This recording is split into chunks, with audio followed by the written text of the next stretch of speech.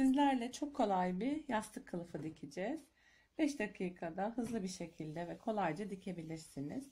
Öncelikle kumaşımızı bu kısmı, yani eni 1.60, boyu da 50 santim olacak şekilde bir dikdörtgen kumaş kesiyoruz. Burası 1.60, yani şu anda 80, açıldığında 1.60 ve boyu 50 olacak şekilde. Bunu tersini çeviriyoruz ve normalde bir yastığın uzunluğu 70 santim. Üstten 20 santim kalacak şekilde işaretliyoruz. Şurası 20 santim.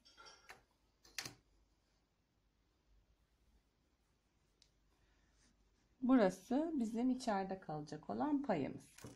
Bu işaretlemeyi yaptık. Kıvırmadan önce şuraları şu şekilde dikiyoruz ve kapatıyoruz. Burayı da aynı şekilde temiz olması için ince bir şekilde iki taraftan dikeceğiz ve sonra yastığımızı kapatacağız.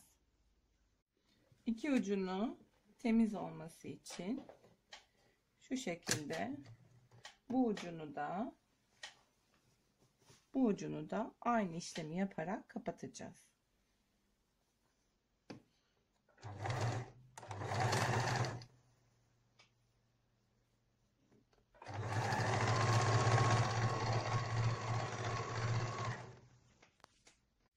Temiz gözükmesi için altı ve üstü iki ucunu kapattık birer santimden.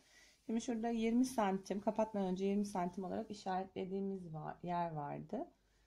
Burayı, altını buraya geçiriyoruz ve bunu da üstüne kapatıyoruz ve iğneliyoruz kaymaması için. İğneledikten sonra overlock'ta ya da düz makinede dikeceğiz ve ardından yastık kılıfımız hazır olacak.